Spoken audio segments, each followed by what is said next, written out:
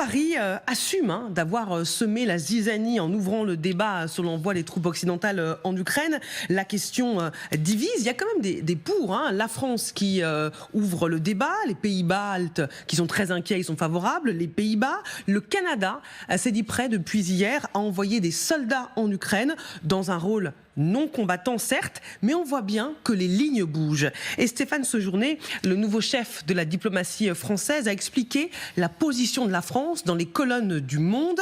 La France doit être du bon côté de l'histoire. Nous ne voulons pas nous retrouver dans une situation analogue à celle de septembre 1938. Face à l'Allemagne hitlérienne après les accords de Munich. Pour comprendre notre logique, il faut avoir conscience de la situation. Il s'agit probablement d'un moment de bascule. Il faut que notre soutien à l'Ukraine dure si nous voulons protéger les Français. Et les journalistes du Monde le relancent. Être du bon côté de l'histoire, cela veut dire envoyer des troupes au sol. Et Stéphane Sejourné répond, il s'agit de mettre en échec la Russie sans faire la guerre à la Russie.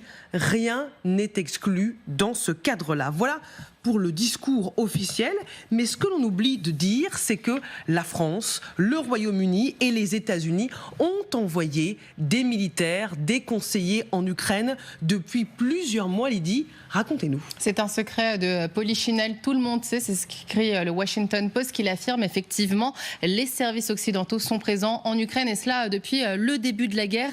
Des missions qui sont en fait clandestines, il n'y a jamais eu de communication publique à ce propos. Regardez ce que nous dit une source diplomatique ukrainienne. Toujours au monde, tous les États alliés sont présents en Ukraine. Il ne s'agit pas d'unités de combat, c'est ce que nous disait Solène Rioux à l'instant, mais il y a par exemple des représentants de tous les services de renseignement. Alors de qui on parle exactement ?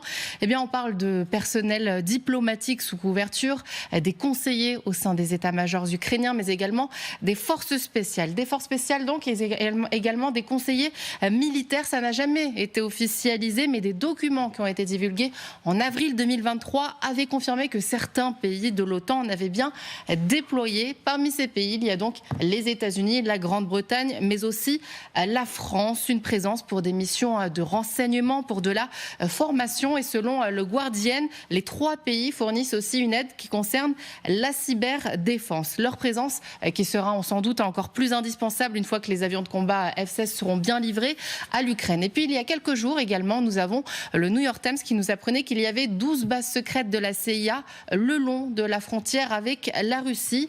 La CIA qui aurait ainsi financé et partiellement équipé un vaste réseau de bases d'espionnage dans toute l'Ukraine et qui aide donc Kiev à suivre les mouvements en fait, des troupes russes et à préparer donc ces opérations commando et secrètes. Lydie, cette présence occidentale est connue depuis toujours. Pourquoi l'information fuite maintenant ? Alors on a plusieurs sources qui l'affirment au Monde. C'est en fait une opération de transparence qui est tout à fait maîtrisée donc par le renseignement américain. Souvenez-vous de la réunion des alliés lundi dernier où Macron avait donc évoqué l'envoi de renforts militaires. Eh bien les journalistes du Monde la racontent cette réunion. Ils nous disent que même si les États-Unis n'ont pas été associés à l'élaboration précise de ce qu'allait dire Emmanuel Macron, eh bien ils avaient été consultés en amont. La pression grandissante de Moscou sur le flanc est de l'Europe les inquiétant tout autant que les autres participants. C'est ce qu'affirment les journalistes. Merci beaucoup Lydie pour ces informations qui ont peut-être, Nicolas Tenzer, surpris le grand public.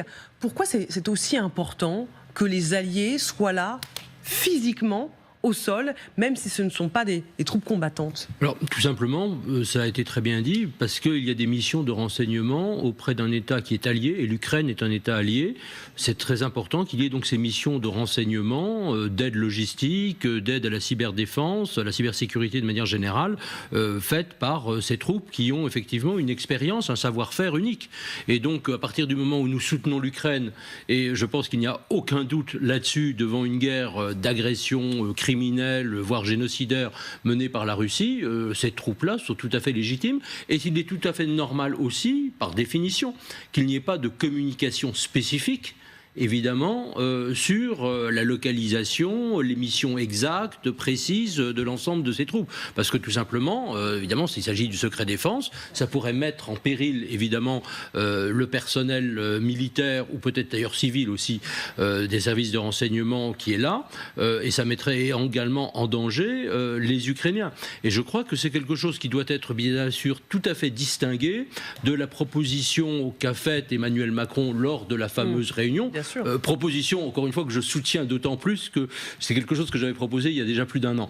Donc je pense que, évidemment, avoir après des troupes beaucoup plus nombreuses des pays de l'OTAN, en tout cas des pays qui le choisiraient, pour aider les Ukrainiens d'abord à lancer des contre-offensives, pour des missions de formation, mais aussi pour protéger les territoires libérés de l'Ukraine, pour éviter qu'ils ne soient attaqués ou reconquis à leur tour, et pour protéger aussi les civils des frappes aériennes incessantes que lance la Russie sur un certain nombre de ces zones. Je pense que c'est quelque chose de tout à fait indispensable, mais on n'est pas du tout dans la même catégorie de troupes, soyons là aussi faisons très attention, ni aussi dans le même format. Les troupes spéciales, ce sont des effectifs par définition assez limités. S'il s'agit un jour, et je le souhaite dès que possible, qu'on envoie plus de troupes, je dirais, en Ukraine pour ces missions de sécurité, là on sera sur des contingents beaucoup plus importants, même s'ils ne seront pas, bien sûr, des troupes combattantes, il s'agit à pied sur pas que des troupes françaises, américaines, britanniques, allemandes, canadiennes ou quoi que ce soit, combattent à côté des Ukrainiens, en tout cas pas pour l'instant, pour reconquérir le Donbass et la Crimée. Général, il y a des forces spéciales, des conseillers insérés au sein des états-majors ukrainiens et même du personnel diplomatique sous couverture. Quel est l'intérêt militaire d'être au sein de l'état-major ukrainien et d'avoir des forces spéciales sur place? Tout dépend de la mission qui est donnée. Si ce sont des forces spéciales, ils ont des missions de renseignement principalement à la date d'aujourd'hui. Donc ça, c'est leur mission traditionnelle sur un théâtre d'opération. Donc pour ça, il n'y a pas de changement. En revanche, pour les conseillers militaires, quel est leur rôle au sein d'un état-major? C'est d'apporter finalement leur savoir-faire. C'est quoi comme savoir-faire? C'est savoir planifier les opérations. C'est-à-dire comment les organiser, comment les mettre en lien les unes avec les unes avec les autres, c'est-à-dire en fait accompagner le travail d'état-major, parce que ce sont des compétences d'état-major. Maintenant, il peut aussi y avoir des spécialistes. Le général Delors rappelait très justement tout à l'heure qu'il y a des officiers de liaison. Un certain nombre d'officiers de liaison, pour nous, c'est quoi? Un officier de liaison, c'est un officier français qui va être au contact d'un homologue au sein d'état-major, pour aussi faire le lien entre la vision française et ce qui se passe en Ukraine, en l'occurrence. Donc c'est un échange d'informations qui ne peut pas se faire toujours par écrit, qui ne peut pas se faire par téléphone. C'est le rapport physique. Et le rapport physique, c'est quoi aussi? C'est finalement des relations de confiance entre l'officier français et son correspondant ou ses correspondants ukrainiens. On va pouvoir expliquer des choses tranquillement, sans justement avoir une chape administrative autour. Donc on va régler par un problème de confiance en de sujets, et puis faire remonter des informations. Si l'état-major ukrainien, par son officier de contact, voit l'officier de liaison et dit voilà, on aura peut-être besoin de tant de munitions. C'est un exemple comme ça. Eh ben, cet officier de liaison qui a vu le sujet dans l'état-major, qui a pu vérifier aussi peut-être la validité de la demande, va la remettre en forme et la faire remonter vers l'état-major français pour effectivement proposer qu'on fasse ou on ne fasse pas. Peut-être que le grand public n'avait pas conscience de la présence, certes limitée, on ne parle pas de troupes combattantes en Ukraine, de troupes françaises en Ukraine. Est-ce que si demain, un membre des forces spéciales décède en Ukraine, on le saura? Pas forcément. En Afghanistan, il y a eu des pertes qu'on n'a pas évoquées comme cela. Les forces spéciales ont un avantage, si je peux m'exprimer ainsi, de pouvoir mourir en toute discrétion. Maintenant, ça ne veut pas dire qu'on ne mettra pas cette mort en valeur, qu'il n'y aura pas un cérémonial, mais par définition, les forces spéciales, ce sont des forces qui restent discrètes, y compris dans la mort. Voilà. Mais ce n'est pas des agents de renseignement, attention. Tout dépend de ce que veut dire le pouvoir politique. Si le pouvoir politique veut mettre en avant le fait que les forces spéciales soient sur le terrain, il dira oui, quelqu'un des forces spéciales est décédé. S'il ne veut pas en parler, il n'y aura pas beaucoup d'informations sur le sujet. Il n'y a que le régiment d'appartenance et la famille qui sera vraiment au courant. Arlette. Je pense qu'il faut effectivement, Solène le faisait, faire la différence. Et d'ailleurs, on voit bien que on démine les propos du président de la République. Ce que dit Stéphane Séjourné, il explique bien encore aujourd'hui. Et on est samedi, dans mon souvenir, c'est ça? Oui. Et les propos remontent à lundi soir. Donc il est bien précis sur effectivement les raisons pour lesquelles il y a des Français qui seraient présents. Déminage, défense, cyber, assistance, donc ça va. Après, il faut quand même dire que les Français n'ont absolument pas compris ça. Et rien n'est exclu du président de la République avec les déploiements de troupes. Ça donne hier un sondage publié par Le Figaro.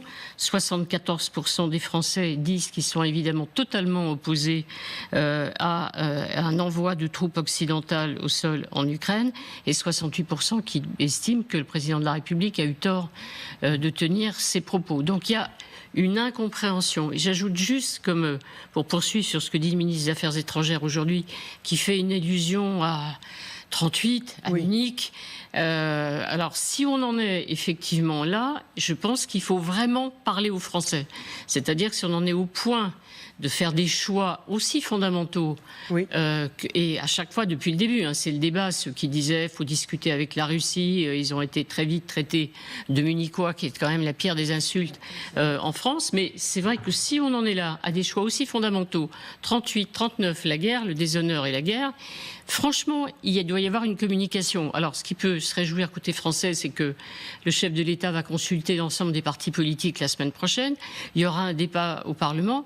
Mais si la France considère qu'effectivement la menace est aussi forte qu'elle pouvait être en Europe en 1938, honnêtement, il faut sans doute arrêter peut-être de ronronner ou de tenir des propos qui ne sont pas compris par les Français, parce que là, sinon, il y aura un fossé de plus en plus grand entre l'opinion et les choix politiques. Donc, encore une fois, moi, je pense qu'il faut vraiment tenir un langage de vérité et clair, c'est-à-dire qu'il puisse être compris par tout le monde.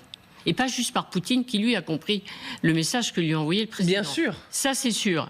Franchement, l'ambiguïté stratégique, lui, il comprend. La difficulté, c'est que des citoyens ne comprennent pas.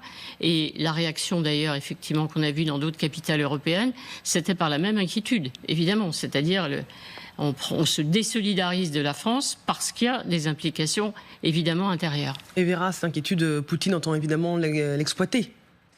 Oui, effectivement, on a entendu les propos que tenu Poutine jeudi pendant son allocution annuelle au peuple russe. Les propos ont été quand même au degré encore plus élevé de l'agressivité, et on peut supposer que c'était partiellement une réponse aussi à ce qu'a été dit Macron. En même temps, on voit que ce qu'a dit Macron, c'était assez dans l'esprit de l'ambiguïté stratégique, donc il ne s'agissait pas d'envoyer tout de suite les soldats pour combattre à côté des Ukrainiens. En même temps, il a insinué aussi la détermination de l'Occident d'aller jusqu'à la fin avec l'Ukraine et d'être prêt peut-être aux solutions très compliquées, aux solutions très dures. Et c'est ça, à mon avis, qui a aussi poussé Poutine de monter le degré de l'agressivité dans son discours. C'est pas en soi la guerre avec l'Europe, parce qu'il est déjà en guerre avec l'Europe. Il faut l'écouter bien. Poutine, tout le temps, en parle. Il dit qu'il est déjà face à l'OTAN, face à l'Europe qui combat avec l'Ukraine. Donc pour lui, il est déjà dans cette guerre. En même temps, ce qu'a entendu Poutine, et ce qui à mon avis est dérangeant pour le Kremlin, c'est la détermination de l'Occident. Parce que pour l'instant, son plan était dans le fait que l'Occident va lâcher assez vite. Donc il faut juste attendre les élections de Trump, et peut-être Trump fera la pression sur l'Europe, et l'Europe va abandonner l'Ukraine, et on pourra signer le deal pour annexer les territoires presque officiellement avec l'accord de l'Occident. Sauf que Macron a montré la détermination que ça n'allait pas se passer, que l'Occident allait tenir. Et c'est ça qui dérange les plans de Poutine, parce que pour l'instant, aussi, la guerre longue est compliquée pour lui, et ça peut entraîner des problèmes économiques et politiques en Russie et fragiliser le régime de Poutine.